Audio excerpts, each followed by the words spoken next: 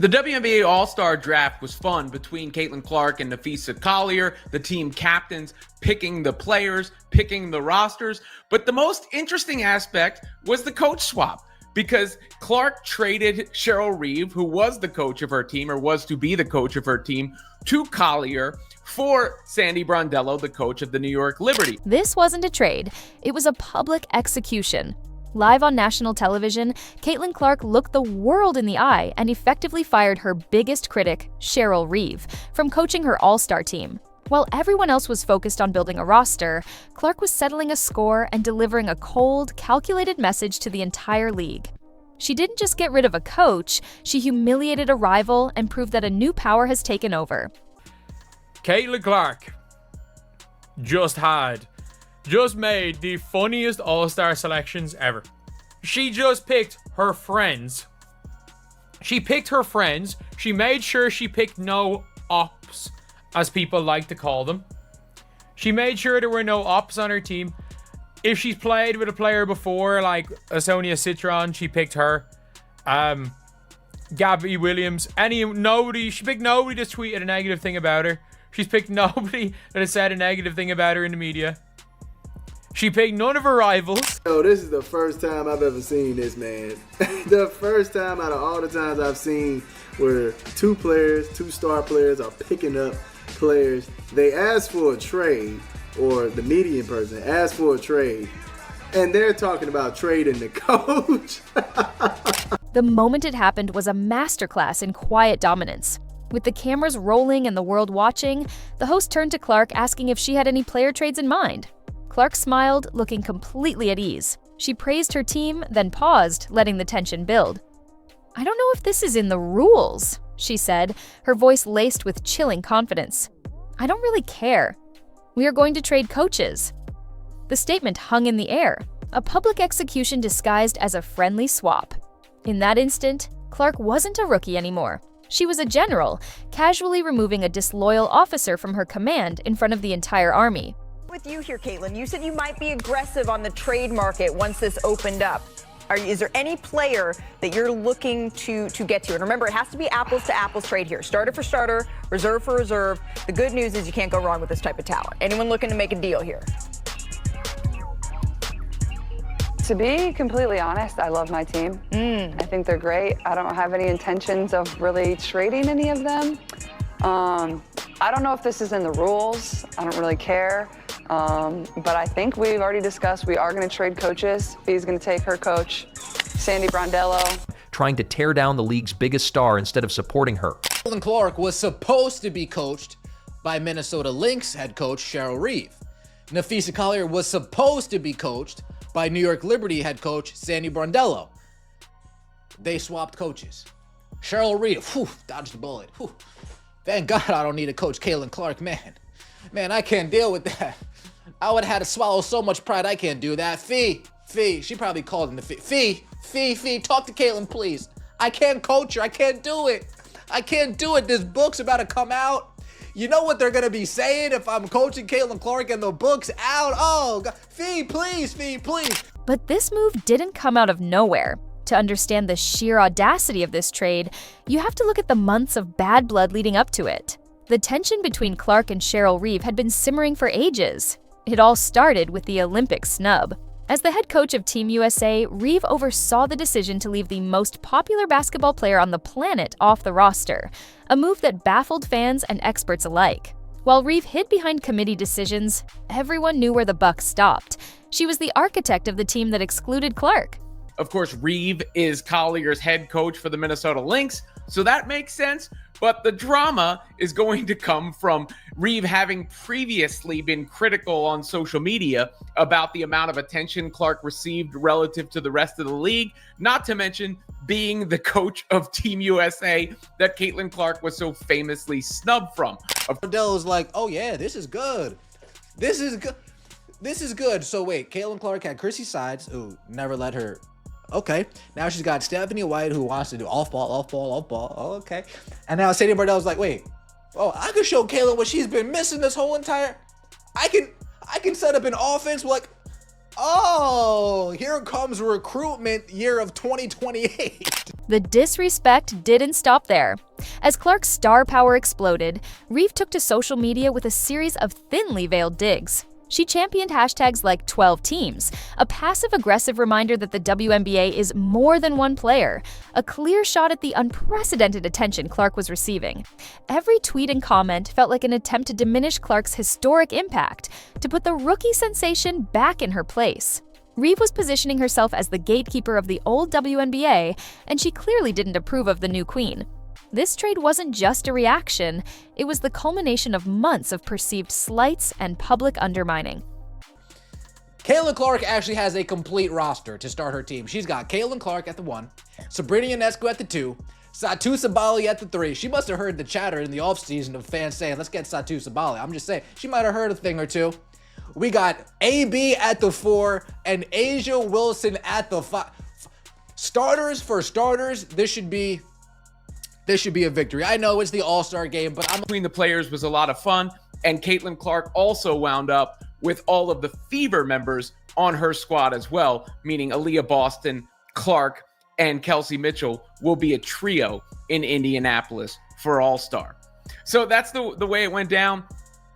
Here are the teams. You can see Caitlyn Clark celebrating what she was able to accomplish here.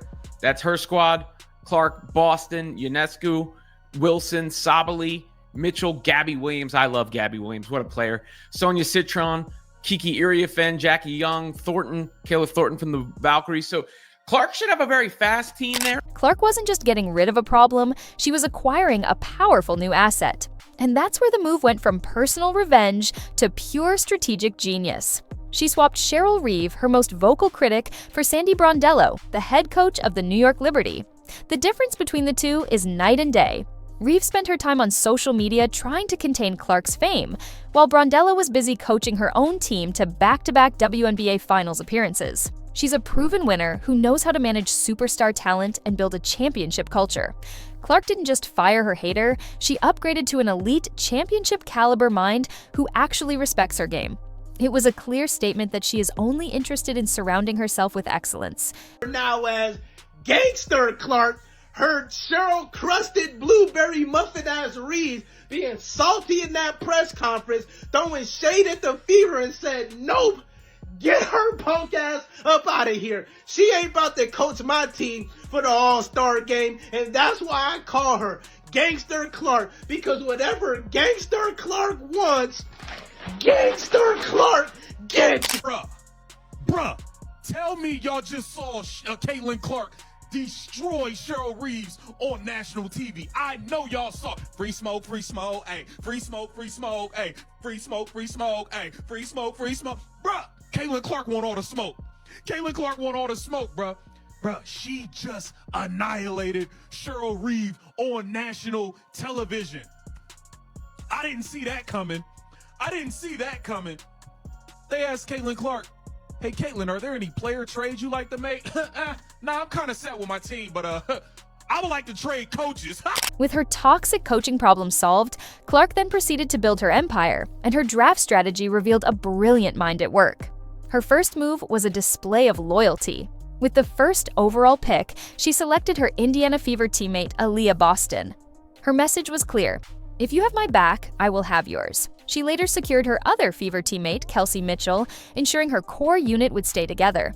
When you look at it, I mean, Williams is really fast for a forward. Obviously, Kelsey's very fast. Citron's very fast. Jackie Young's one of my favorite players. Iriafen, a rookie, can get up and down the floor. Ionescu can help spread the floor along with Kelsey and Clark so they can really shoot. Caitlyn made sure to get some size. She actually passed up on Paige Beckers to take Sabally, and she took Asia Wilson with her third pick. If Asia had fallen any further down the... But loyalty was just the beginning. She then assembled an arsenal of offensive weapons, picking elite shooters like Sabrina Ionescu, who shares her deep-range 3 mentality. She built a team designed to play her brand of basketball: fast, smart, and lethal from beyond the arc. This wasn't just a collection of all-stars. It was a hand-picked army, tailored for conquest, and ready to follow her lead. I don't know what's gotten into Caitlyn Clark. You are leaning into this bad guy role. I love it. I don't know what's gotten into you, Caitlyn Clark, but you've been on some I don't give a F lately. I love it. Oh my God, I cannot believe she just eviscerated and embarrassed Cheryl Reeve on national TV like that. They said, hey, would you like to make a player trade? It's better yet, I'll do you one better. Get this fucking coach up out of here. Hey, Caitlyn Clark ain't playing, bro. The moment the trade was confirmed, social media erupted. Clark's fans immediately understood the gravity of what they had just witnessed. The internet was flooded with comments like, "Caitlyn Clark just fired Cheryl Reeve on live television and I am here for it." And the stone-cold killer look on her face when she traded Reeve was everything. The collective cheer from fans was deafening. They had been waiting for Clark to finally fight back against the establishment figures who seemed so determined to clip her wings. Meanwhile, you could almost hear the stunned silence from Reeve's camp. The veteran coach, the Olympic leader, the WNBA gatekeeper, had just been publicly outplayed and dismissed by a 22-year-old. The power dynamic of the entire league had shifted in a single 30-second clip. Sorry, WNBA, if that's not in the rule. Sorry, ESPN, if that's not in the rules, but we just made it a rule. So, Sandy Brondello, come on over. Whoa! Let's get to it. You can coach Sabrina. So therefore, maybe Stewie wants to come on over to my team. Whoa. Let me know. B, you want to give me Stewie? We have breaking news here. I don't know that I've heard of a coach being traded in the All-Star game. This is something you're agreeing to, Fee. There's no terms to this deal. I agree with Cheryl.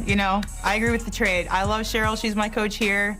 And you know what? That's just going to be worse for Team Clark because now we got more chemistry on our side. We got more synergy. We know what we expect from each other. So that was a bad move on your part, Caitlyn. We're taking you down. This wasn't just a message to Cheryl Reeve. It was a shot fired directly at the league's old guard. For months, Clark has endured a hostile welcome to the pros. She's faced overly aggressive fouls, biased officiating, and a constant stream of criticism from veteran players and media figures who seem resentful of her success. Through it all, she remained poised and professional. But this trade was her breaking point.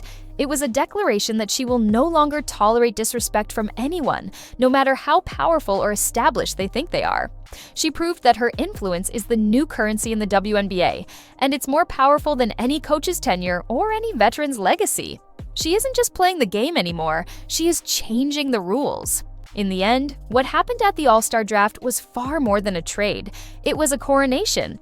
It was the moment Caitlyn Clark stopped being the league's biggest star and became its most powerful player. She surgically removed a toxic influence, strategically upgraded her leadership, and built a loyal army, all in one swift, televised maneuver. The woman they tried to control, the player they tried to diminish, just showed them she holds all the cards. The All-Star game itself is now just a footnote. The real event already happened. Clark sent her message, and you can be DM and sure the entire league heard it. The question is no longer if she will win, but who will be the next person to make the mistake of standing in her way.